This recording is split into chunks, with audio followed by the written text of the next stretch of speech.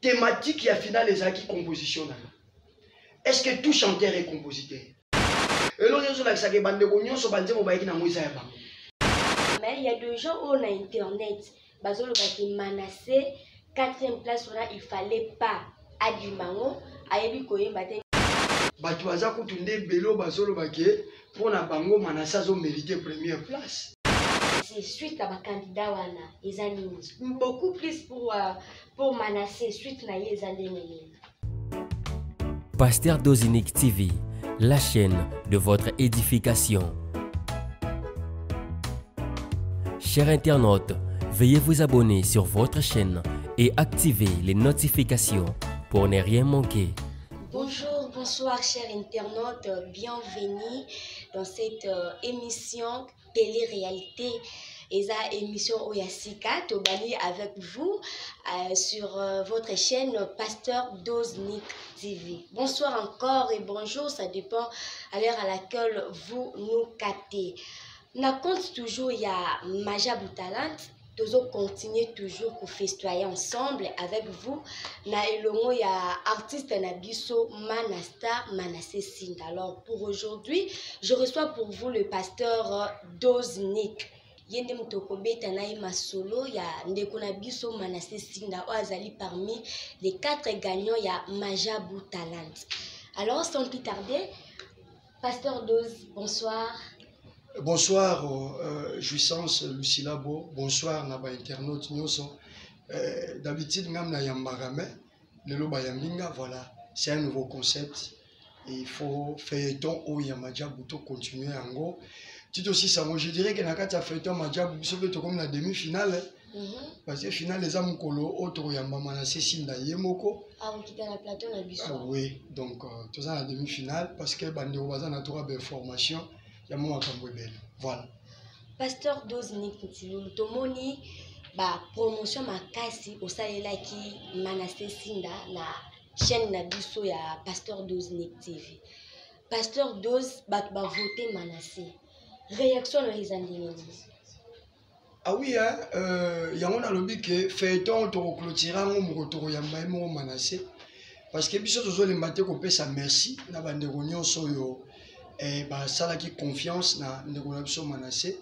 C'est vrai ça bande mususu ba découvrir qu'à partir de l'émission so to zali ko sala et toujours qu'on y ko bana bango kaka merci beaucoup. Merci pour la confiance. Je crois que na ibsa rabino que bokeba na parabole ya semeur. Problème ezaki na semence te mais problème ezaki na mabele. Oya ko voter mutu moko boye après azuite ça fait mal. Nga moi si na ngai tangu en 2011, bah, publié Papa Tshisekedi était à Bela Lela parce qu'il a voté à Bimarate. Donc ça fait toujours mal. Mais c'est toujours un plaisir. Il y a investir dans le et aboutir le Manassé Sinda. Donc bandeko ya poto, bandeko ya Afrique, bandeko ya Congo pour na Congo pe Manassé voté na ba province. Kinshasa na parlons pas pour za fief na ye. Bandeko ya église héritage des vainqueurs. Bango nyonso. Et ça qui est important pour investir dans Mabele Kitoko Ezaki Manassé. Aujourd'hui, nous sommes très contents car elle a classé parmi les 4 premiers, les 4 gagnants. Il y a première édition, il y a Maja Boutalant. Voilà. Merci. Nous avons biso confiance. Puis on va porter Manassé. Mais pasteur 12P, nous comprendre que Manassé a eu Koyemba, a mérité 4e place. Mais il y a des gens où on a internet. Manassé, 4e place, il ne fallait pas Adimango, a eu Koyemba, n'a coûté un téléphone, n'a talaki image na YouTube kaka. Papa wana a dénigré Manassé par papa wana biso to ça internet. Toujours la façon de Manassé a mérité 4e place. Pasteur 12. Au fait, maintenant, on a le contraire. Batuaza Koutunde Belo Bazolo Baké pour na bango Manassé a mérité première place. Oh, a mérité première place tandis que kaka internet on peut Bazolo Baké a mérité 4e place. Bon, jouissance, c'est qu'on a mécanisme pour expliquer Batou que Majabou a mis en place un dispositif tel que et la tricherie na niveau batozo ke nolobelango wana eza difficile les cas. En fait, dans une compétition, tant on a yambaki serpeki kunda, dans une compétition, la stratégie aussi compte. D'abord, il faut que tu simba que pour bande koba kuya ti na compétition wana balega na audition. Et na audition c'était plus de 2000 personnes. Mais Manassé Sinda na audition. Est-ce que à ça qui animation? Pour pas retenir Manassé Sinda na audition, à ça qui animation té. La stratégie ni Manassé Sala qui pour qu'elle va la retenir a mérité peut-être 4e place. Non mais justement on a zo expliquer, je crois que au appuyer kaka réponse on a zo pesa. Manassé Sinda ceux qui battent na mémoire à bien. Mukolo ya leka audition na ye ayemba nzembo ya pasteur Carlito. Et ça na sebente bokotuna nzembo bokotuna pona nini. Et du coup bapesa orange. Oui. Mais après t'as envoyé pour la deuxième fois. Bapesa vert. Ça dit au niveau lo bake bandeko bazolo babongo ba l'équipe pasteur Mike. Baleki maman Sandra, baleki non c'est pas ambassadeur, baleki ba coach loko la ba Sylvain Kachila, ba coach loko la Michael Mouza. Très bien. En fait, la musique du fait que ça l'art de combiner les sons d'une manière agréable à l'oreille, et ça na bateau ba kenda koye kulango très profondément. Au moni émission wana zoloba, na saluer papa producteur Nganga depuis Londres, azwa qui lien wana tinela ngana tala ke émission mais émission wana so talia wana tala ke émission wana oyo bazolo bake ya un papa ngana ebe mingi na mambo politique mais na kamo nzoka azapela mambo musique. Alors loin de nous de faire de la polémique to so sale pe droit de réponse mais nazo répondre pour peut-être bande couper à poto toi il y a Kinshasa ya ba pays nyoso batala ki émission wana ou papa wana zolo bake Manassé accompagné na mutumo azaka na best of the best ya Vodacom donc azaki kakapona kocha ambiance tout ça non Manassé Sinda n'était pas là pour mettre de l'ambiance. Peut-être pas toi l'histoire à Manassé Sinda té tolobaki Manassé Sinda il y a 10 ans tango à une église pas ebiso tozali lelo toza ba kambina ye Manassé n'était même pas animateur. Manassé était un chanteur dans le cœur d'adoration. Et je me rappelle qu'Azagi Ming n'a caché il y a pasteur Atoms. Azagi Ming a interprété Banzembo il y a pasteur Atoms et ça nous faisait plonger dans la présence de Dieu. Et ça, je crois, quand le pasteur Kims a Salaka voyage pour un clip en Afrique du Sud, que parce que pasteur Kims Azagi a Zoyemba a animé. Un vide s'est créé, tout le monde a dit que frère Anelka, frère Manassé, Yeloko la animateur, mais ce sont des musiciens. Pasteur Dos, est-ce que nini extrait au lobby wana que ya frère Manassé tant alaka l'église kala pour ça la kana église moko azalaka adorateur vraiment boye bila kana caché adorateur. Est-ce que tu peux voir image wana o la kisapo batu bandi make Manassé aza animateur télé? Non mais mutu azolo babongo eza na oka mauvaise foi. Image wana bon on va faire un effort to tché nango ba internet ata na numéro OT. Mais eza mauvaise foi parce que parcours ya Manassé ezo salama bazo tala ngona internet bazo tala ngona télévision na Kinshasa toza na chaîne mobimba ya majabu totalaka makambo wana parcours ya Manassé c'est animation te yango bon allez pona roboya ba restriction mususu moi rocha image ezate mais on a fait une sélection il y a compétition mobimba parce que ça donne l'impression comme si Manassé banda et bande la compétition première prime Tisuka il n'a fait que animer non. Peut-être que mémoire n'a pas et bossa n'a noki. Première prime, première prestation à Manassé na premier prime. J'aimerais peut-être na ochaka basson hein Bolanda quand même basson ya Royoka prestation à Manassé zaki ndenge nini. Manassé Sinda a prestaki ndenge nini. Loria ya babilo ya prime. Mais déjà na premier prime. Toyoka tandam. Toyoka Manassé Sinda na prime à Liboso. Allez, c'est parti avec Manassé Sinda. Merci papa. Merci. Kolo yesu yomo pikisi batelanga pembeni na yo. Na malala na yo kilo suka ya momo ilanga nyoso. papa papa etondisa mina lolendo soki balongo limolimo apitilala na yango tololongola topanga katina mokili yoro. Est-ce que force note ça? Est-ce que celui-ci c'est un animateur tout court? Mauvaise foi, mauvaise foi. Toujours mususu. Toujours mususu. Donc toujours deuxième prime. Toujours deuxième prime parce qu'à un certain moment, nous ne pouvons pas. Faites-nous confiance parce que nous ne pouvons pas vous amener quelqu'un au hasard de rien du tout. Mais na même les kaka bandeko poto au moni il y avait un secret dans les votes. Et nous to saki musala na biso bandeko basimba mai mutema yango na poto omoni to tiena to latina ndenge to sai ko voter parce que ceux qui poto voter Manassé na hauteur il y a plus de $1,200 et l'on va to se battre ngwana. Or $1,000 déjà et ça combien de votes? C'est 10 000 votes. $1,000 déjà c'est 10 000 votes.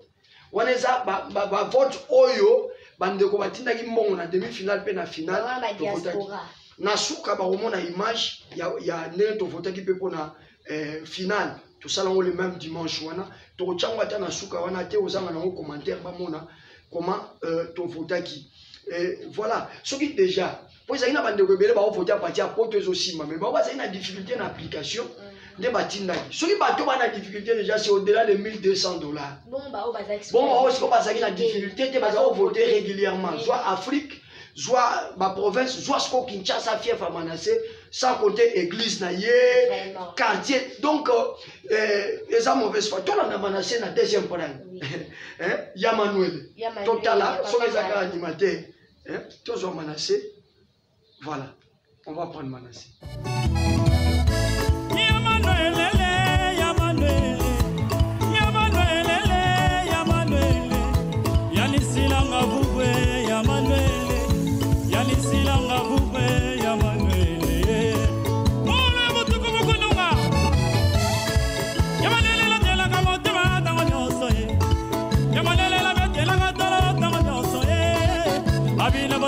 Kana luanje mokoleza liboko mona ayaya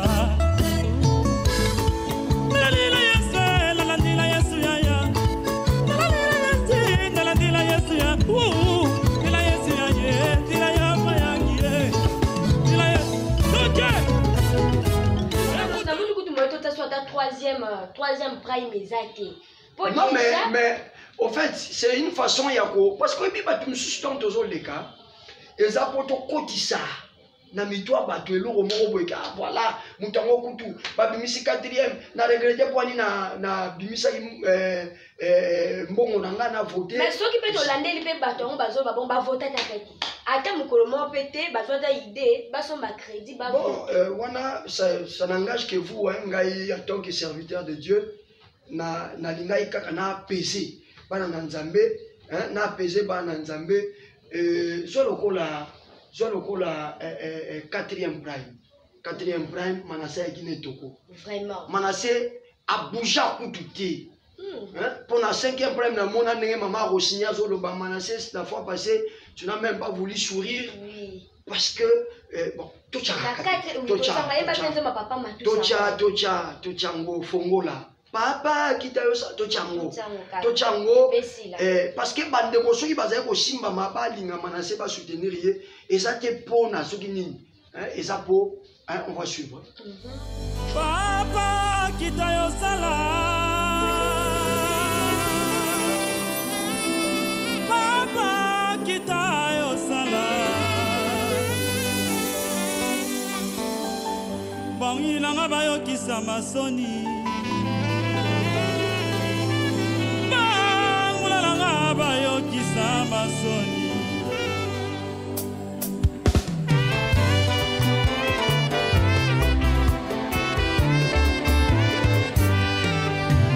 ekuke na ngai awa na mokili ezali se koluka fongola kana kosuka wapi mpona fongola na ngai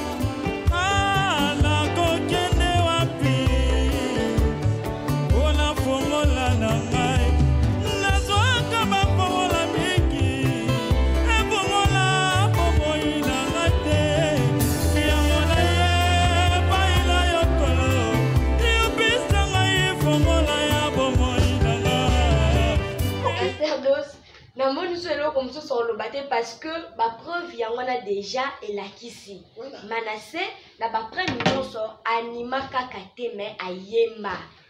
Ayemba voire même na kwa maliboso. Monter Manassé ça est-ce que muto ayebo yemba ta koko sala. En fait, comme on a prime maliboso, prime ami balé, prime yami sato, prime yami ne, il est resté chanteur. Et naturellement comme on a dit table et agiri wana. Pas porter critique. Peut-être critique et yaïka en finale, mais je vais aussi expliquer ça.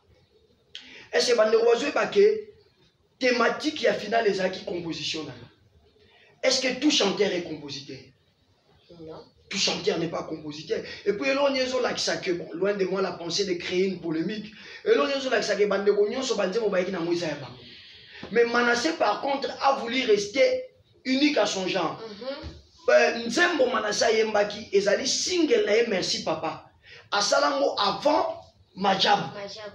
Juste dans a silisi clip nango. Ne Majab yaki nandenga kenda. Alors ton balobi ke yaka ne loko na yo. Dans sa carrière jusque là, et loko a chaque compte dans le studio par arrangea et ça single wana ya merci papa. Yangwana pour ne pas aller construire que loko ya mututo ya nini, il est venu avec ça. Alors ambassadeur peut balobi te kayemba il m'appelle mais balobi message. Et ça c'est tout à fait normal, les gens loko la esprit générique, hein, c'est esprit générique. Esprit générique c'est beaucoup plus moi 2-3 maloba malamoko toke na sebe. C'était un peu na souci wana, je crois que moko ya rare fois oyo ba ambassadeur ba porter ki ba correction na prestation à Manassé et ça qui a final. Alors pour quelqu'un qui a mis la barre très haute depuis première prime, ti na sixième prime parce que final d'ailleurs c'est 7e prime. Ti na 6e prime, il a mis la barre très haute et na 7e prime, il a été constant mais seulement puisque thématique est là qui ça il y a qu'à la composition na yo. Voilà pourquoi il n'a pas voulu aller faire du plagiat. Hein, c'est un artiste. Et il est venu avec merci papa. Et voilà. Donc, du point de vue vote, Manassé a été voté. Du point de vue prestation, c'était des prestations XXL. Alors, dites-moi, acharnement autour de la position. Ce qu'on a émission auto salaki direct qu'on a salaki après qu'on a sala ya pamoja. Batala, comment les gens sont en train de réagir que Manassé ne méritait pas la 4e place mais il méritait la première place. Car ba diaspora rwandais ko basus ke il méritait. Et belende bazapa na ngai. O me bano wa diaspora bo pour vangoti. Et belende bazapa na ngai na passé de chimité. Ba ke notala ta oyo ba chaki wana so tele onti lezo ba na ba 4000 vies. Mais objet au salaki et c'est pas niveau les 20 000 vies pour nous ça que en fait au lelo n'a pas candidat nyonso oyo bazaki ils sont bons mais les candidats oyo poto libanda mboka e portaki Afrique du Sud pro n'Afrique c'est bon Angola Kinshasa n'a parlons pas les candidats même na sala pa moja wana les candidats bazaro yemba tout moment Manassé et comment il les allélie? Et comment il les allélie? Parce que c'est un véritable showman. C'est quelqu'un qui sait faire le spectacle et c'est quelqu'un qui a la voix. C'est quelqu'un qui a. Ça, artiste complet. Majabou a bien fait de porter son choix sur Manassé Sinda parce que Manassé Sinda a ça complet, a ça nyonso, lobby. En fait, tu vois, Bakaka, sur mon carrière est bandite.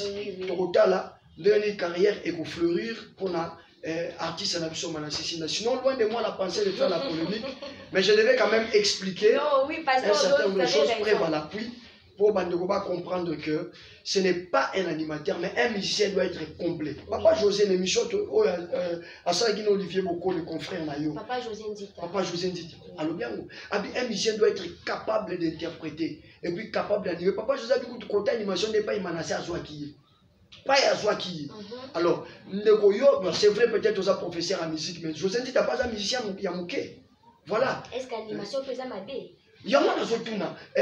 Papa nganga kutuna na Londres et Singalobi papa. Ngai na za accompagnateur à beta à bedroom. Alobi ngai. Awa na Londres c'est un musicien moko profane et Singalobi musicien wana mundele ya renommé. abi musicien on a kenda ko kota concert ya orchestre na biso moko Congo kenda ko beta na Londres ezaka pona seben ayoka seben ezobeta bino na ke kota concert wana. C'est aussi une particularité à musique na biso congolaise seben to binaka to sepelaka, il faut mutu moko azala azoko animer. Alors quand vous avez na kati ya gospel quelqu'un qui fait ça, faut pas les détruire, faut pas l'enterrer. Donc voilà, na lobi à venir ne relaxa biso qui était réellement Manassé Sinda. Peut-être que Bilom Sezakutuna stress à compétition. Mais maintenant il sera libre de travailler avec le coach. Vous allez voir ce que Manassé Sinda a repéré ça. Bon, Pasteur Dose a même les biso ba prime au nyon sous Manassé Salaki. T'es messi l'idée? Atikala kaka na ki animateur te. Animation Salaki na acoustique. Oui. Et puis na Togolala wala il a prime 5 hein. Non, prime 6, prime 5. Prime 6, prime 5. Manassé est venu abandonner na Togolala wa. Abandonner na Ayemba nzembo asika. Na chango. Ah papa Dose Bomba. Pastor Dose Bomba. Ayemba oyo. Il y a une sapoto. Vraiment. Hein? Une sapoto. Oh, banaki. Hein? Bande konangai, chers internautes, vraiment to tika biyoka yoka to tika biloba loba. Manassé Sinda. Non, tu as libre ya koloba. Mais ba ibaka ke soki ba lobby, ngape na koleka na koloba. Mais pour nous, Manassé Sinda, il a mérité place na yoana ya 4e place. Il a vraiment mérité ça. Vraiment, Pasteur Dose, petit à petit, tout qui est normalement construit, ça peut na du solo ya Manassé Sinda. Tout ça, ce qu'on a pour ça, cher internaute, bandeko ya internet, bazana pour ça, ba nouvelle ya Manassé. Surtout, batali banda mboka, ba oba vota ki Manassé. Bah, il dit que après avoir voté, Manassé va quitter la banque pour les États-Unis. Maintenant, là, tous les ambassadeurs, bazal déjà na concert na bango na concert na bango premier concert oui na États-Unis le 27 oui. Bazadja na concert maintenant suite à Manassé suite à ba candidat wana ezali beaucoup plus pour Manassé suite na yezandeni. Allez d'accord, question je crois que bande ko pele bande mo ka ba ozela ngo pour ba communiquer pelé que tous on a besoin ba nouvelle ya Manassé Sinda. Allez eza devoir na biso eza droit na bino. Vous allez informer surtout bino ba bon même qui Manassé na l'IPK. Vous êtes belle sur na otanga na États-Unis, hein, na Angleterre, na Italie, na Irlande, na Finlande, na vous êtes belle na Canada, na France, na Chypre. Hein, Chypre. Tina Ukraine, tozo sambela nzamba pesa kimia. Et puis abattre la Christ oignon so boza na Ukraine bo bangate massage elongaka bana nzambe te. Soyez confiants, le Seigneur va s'élever, il va vous protéger, hein. Et ko sama ka ndenge sala maka en Égypte na ngambo ya Égyptien molili na ngambo ya Israël pour les alaki. Donc soyez calmes, soyez confiants, le Seigneur est au contrôle de tout et nous sommes en prière pour vous. Dieu va manifester qu'il est Dieu. Boyamba Yesu pambate bozana nzambe pambate. Ba Congolais nyos bozana Ukraine, nous prions pour vous et Dieu va faire de grandes choses. Donc comme je disais partout, hein, et Suisse et en tout cas c'était Danemark, c'était ngane na zobe ngweza ki diaspora na monene na Afrique du Sud, des capototé, Afrique du Sud, Gabon, Angola. Donc c'était pratiquement une affaire du monde entier. Alors bandeko, vous avez droit na information et artiste na bino. Voici alors les informations sur ongai na zo pesa bino. Vous voyez que banda na salaka direct na zongi souste pour na pesa bino d'information. Même avec papa José Ndita, je n'ai pas voulu tourner avec lui parce que je n'avais pas encore d'autres informations. Pour na Majabu Talent, pour na Majabu Gospel, la structure Majabu, final na bango et l'équipe mukolo ba diffusé. Donc biso ba tokende ko za na salle auto participer qui na dimanche à le 20 et ça quoi to participer quand na enregistrement. Alors pour Majabu final et ko za la finale na mutu ya Majabu Talent mukolo oyo ba ko diffuser et Dieu merci ba diffuser qui lobby samedi 26. Donc pour la Majabu compétition na et si là qui lobby après la diffusion des compétitions et si là qui. Il y a un remarqué que tout ça qui n'a pas d'information. parce que même tout le candidat bazaki retenu kuna ba Manassé bango nyonso ba bimi atali bandate jusqu'à la finale. Alors lelo ndenge na ye pour solana bino boye, j'ai été au téléphone avec Manassé Sinda pratiquement na 16 h. Il y a le dimanche. Dans un téléphone na Manassé Sinda na 16 h pour nous avoir précision parce que je devais revenir vers vous pour vous apporter toutes les informations. Alors Manassé Sinda à Lobinanga, malgré qu'on a diffusé, surtout minimum pour les 4 gagnants, bako bouger parce que Madjabou prévoit, sauf imprévu. Ici, je parle comme un communicateur tout en les mettant de réserve. Donc, il y a certaines choses qu'il faut prendre avec des pincettes, mais il y en a d'autres, il faut qu'on dise mango. Madjabou Talent prévoit, il y a ça tous les 4 gagnants, un carnaval motorisé dans les grandes artères de la ville de Kinshasa. Donc, Bandeko Boyebi, pas grandes artères à Kinshasa, non? Sainte-Thérèse, Super Lemba, Kitambo Magasin, Beau Marché, Place Victoire. Vous voyez un peu, point chonios pour Wana. Il faut battre Bango na Kinshasa, Bamona les 4 gagnants, parce que Madjabou a une histoire avec ces 4-là. Madjabou a une histoire avec ces 4-là, en moment en tout cas, et ça le coup d'âge, moi j'ai été témoin. Et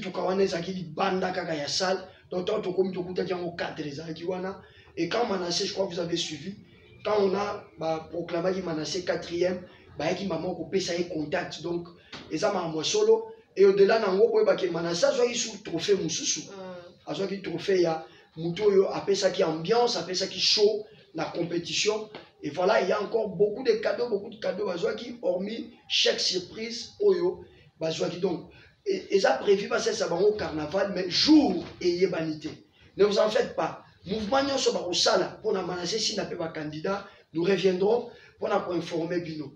Alors pour ce qui est, on a fait que tous les koyo quand de bouche à l'oreille, son côté la direct on a salle qui n'a boutou, il y a après finale, n'a pas que tout qui on a salle, mais on va vérifier la fiabilité. J'ai longuement parlé avec Manassé toute la semaine passée. Le Lopé national sur Yango Lobinangai. En tout cas, Yebisi Bango Nanou et l'autre côté. Hein, chers internautes. Yebisi Bango Nanou et l'autre côté pour ceux qui ont dit Kamouya. Voyage, il y a les 4 gagnants. À Kendekolanda, ambassadeur na États-Unis. Cela n'exclut pas l'idée selon laquelle que Rolanda, parce que tu as dit que l'ambassadeur va un concert le 20 mars. À part Oyo, Bazo Beta Lelo. Donc, ce qui va c'est clarifié, tous les cas, on peut informer. En tout cas, heureusement qu'un bon communicateur, j'avais dit que tout le monde de bouche à l'oreille, mais nous reviendrons pour vous confirmer. Donc jusque-là, confirmation, nanou et yebanité, ce qui, le 4 gagnants, va rejoindre au finish les ambassadeurs, na tournée Oyo, Bazako Sala. Mais Bazaka Nanouana, même si on peut être que même si on peut être que beaucoup kende, donc le coup là pour Madjabou final et les cas qui lobby, voyons voir la semaine dernière pour évoluer et ce qui évolution est en information, nous reviendrons toujours et pas il y a une jouissance pour na ko yebisabino ndengeni makambango eza kokende. Mais notez, notez bien que Manassé Sinda a décroché donc les 4 bien entendu, ils ont décroché par contrat pour na ko sala album. Hein? Single les autres, Oyo Bazaki éliminé. Hein? Nyonso Bazo éliminé. Les 59 là, Nyonso. Hormis les 4, donc ça fait les 55. Bango Bazo soit contrat, il y a single. À part Corneille Sonde, pour la bonne conduite, ça qui un bonus, il y a 2 chansons. Mais les 4 premiers là, Kobanana Pascal. Voilà, Alain Palouko, excusez, aujourd'hui Rite Kimongoli, aujourd'hui Emmanuel Matondona, Manassé Sinda, va décrocher contrat il y a au Salaba album, Oyo et Kozala produit. Donc ça dit ils vont travailler dans le label Madjabou. Ce qui va si album na bango, le premier qui est Alain Palouko, lui, a eu contrat il y a Kosala, Bakosala ça est tournée internationale. Donc Alain Palouko avec son opus. va faire peut-être le tour du monde. Mais les autres, comme la deuxième, qui na quatrième, Manassé Sindape na Kati, ça va tourner national.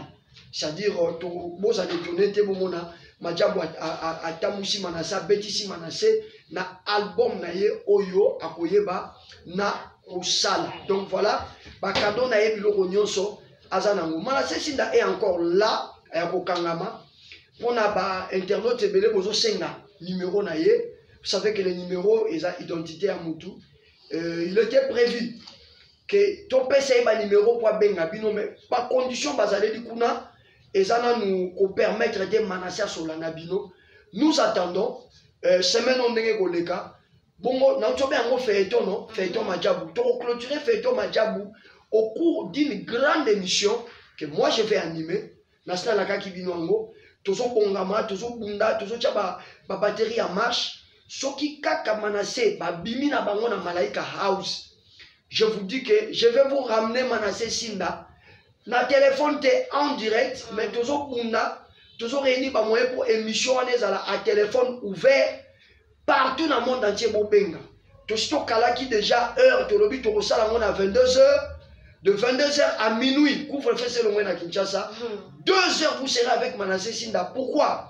Parce que 22h, bande aux États-Unis déjà, je crois, beaucoup pourquoi? Bande au Canada, vous comme pourquoi? Vous avez belé dans le monde entier, tout le monde nyonso dans le monde entier. À Mukoloana, à Soana Manassé et ça au cours de l'émission wana. Le yemoko officiellement Manassé Sinda a opé Sabino numéro au nini poko banda. Ko joindre et ce jour-là, ngai passer dose na Goloba, na clôturer feuilleton, Madjabou, talent, poto kende, na autre chose. Voilà. Ah, voilà, merci beaucoup Pasteur Dose parce qu'on éclaircit biso, éclaircir pe ba internaute na biso bas en ligne bazota na biso na lunga o. Donc comme vraiment ko comme moi muke na suka ya émission na biso mais Pasteur Dose tozini toyeba. Apparemment, tu as remarqué, moi, Mikolo, la chaîne, moi, ça, c'est Rabilo. Maintenant, ndetika kezalaki ba effeuille ya Madjabou talent nde bandai ko sala ke chaîne est produire mais maintenant Madjabou talent est sili ko toza na ko sa toyeba évolution ya chaîne ko zala ndenge nini oza maele ça c'est une question très pertinente mais aussi une question très piège hein? Voilà, allez, chers internautes, je crois que Madjabou son na wangani qui a apporté un plus la chaîne wana na wangani. Non. Il faut dire que Madjabou talent et Sunginga et Sungi chaîne parce que bon, ils ont passé deux uniques mais avec une grande équipe qui travaille avec moi. Et ça n'a pas père de famille, moi et toi on a télévision qui travaille avec moi. Tout le monde qui lançons dans cette histoire parce que nous avons Moutalobela Ingaï sur Yango et nous avons Lobela Likamboyo. Depuis l'année 2019, il y a une chaîne YouTube pour édifier les enfants de Dieu. Depuis 2019, allez, moi je une histoire de Suizate. Aujourd'hui, chaîne avait ça, ils ont un comité partout dans le monde entier. Ils ont battu à Londres, ils ont battu à Canada, ils ont battu à France, battu à Italie. On va constituer un comité Mobimba. Et Géraranga en tant qu'artiste. Hein, voilà. En tant qu'artiste. Donc, l'idée première, dans la chaîne, l'idée, il y a aussi un film chrétien. Bande Boyebi, Pasteur Dozinique, Mini Boyebi, na cinéma, na participé à un projet, il y a un film chrétien, Oyo édifié Rabino, vous êtes belé, Oyo vous soutenez Rapebiso, que Dieu vous bénisse. Alors, na mona ki nzamba lobela ki ngai que temps ekoki, ngai penaya. Et par rapport à Dieu m'a donné 25 points. Oh, il faut na lobela na likambo Italie ba couple chrétien. Donc na kati ya chaîne a passé Dozinique TV tout ça là qui en dehors il y a ba mateya ba lo sambo passé mikolozo ya bomo na pe ba pasteur mususu ba bana roya ko teya ko sambela na biso parce que to lingi édification ezala partout. Mais en dehors nango le programme principal les amis le cinéma. Mais cinéma o eza lokola ya nyonso te. Eza côté ya mingi. On a un couple chrétien, le lengeni bako tambola. Et nous combattons que moi j'ai un couple meilleur. Non. Mais Dieu m'a parlé. C'est-à-dire, tant que tu as été à Wana Nanga Mope na Osani, nazo miteya na couple na nga peso sa nini eza ko miteya boy ko mate ya linga te ya biso ye moko alinga lo ba ke na couple na ye mo ashilika kate na tomboka kaya na tomboka ka mais ensemble avec Onzamba zo tchala mutema na to azo pesi biso lokola na 25 points point moko eza déjà un film donc c'est à peu près 25 films oyo tokoyeba na kokende pona ko édifier ma couple osungana sur certaines choses et je crois que la famille de base qui est la cellule de base qui est la famille diable a ciblé en haut depuis les jardins d'Éden. Mais Jésus, quand il est venu comme le second Adam, nous a donné la victoire sur les diables et nous allons y aller calmement, progressivement, par la grâce de Dieu. Je crois que Torokoma. Donc, ce qui vous remarquez qui m'a vu douana parce que on avait tellement donné dans ma compétition à Madjabou et il fallait que je me repose. Surtout que Madjabou on a zéro salango et à Kusangana temps prière.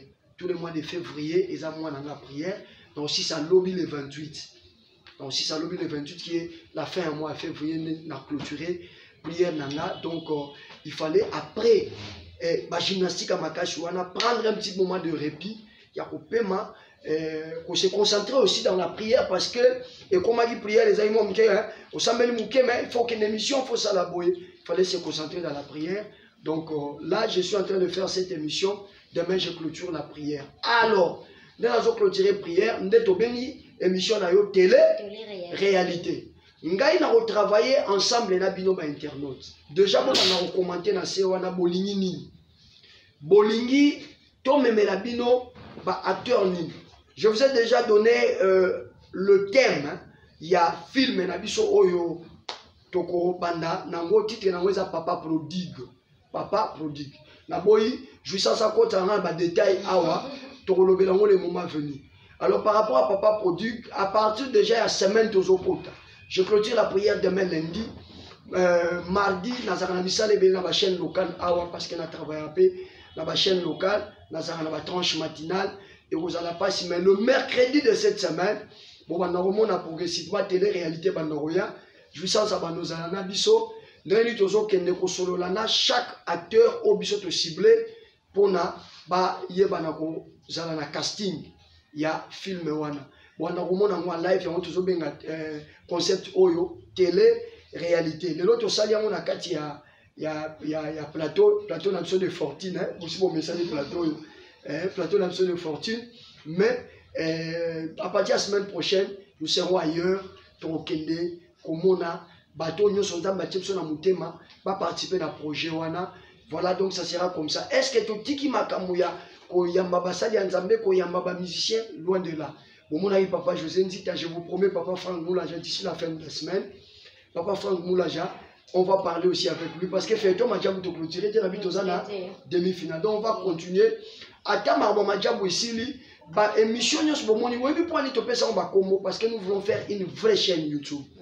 YouTube est une chaîne, il y a télévision et ça caractère actualité non. Nous allons vous donner dans les jours à venir des programmes parce que la télévision, il faut que la monnaie télévision priez aussi pour ça, priez aussi pour nous. Zambapé Sabiso Mayele pe makashi na makoki pour te réaliser nous sommes dans un projet. Donc voilà, le kola to pemi, le sambo pesili awa tozo filé moto na se angolu na nzambe. Moto chalet na se angolu na nzambe, ba na nzambe toza édifier makashi, même ba boîte à promesse. Bah, émission toujours déclarée Nabino Longo. Cette semaine, vous en aurez à Gogo. Vous en aurez à Gogo. Surtout dans la période, il y a toujours déclaré sur la guérison. Il faudra aucun seul s'appelle examen. N'importe où, c'est possible parce que par ces meurtrissures, nous sommes guéris. Voilà. Voilà. Vraiment, c'était un réel plaisir pour nous de vous recevoir, Pasteur Dozi. C'est moi qui vous remercie. Merci beaucoup pour votre disponibilité. Voilà, chers internautes, nous sommes arrivés à la fin de notre émission télé-réalité avec jouissance Lucila. C'était un réel plaisir pour moi de vous présenter cette émission et on se retrouve prochainement avec le même plaisir.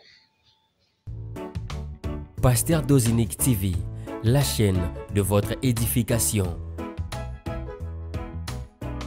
Chers internautes, veuillez vous abonner sur votre chaîne et activez les notifications pour ne rien manquer.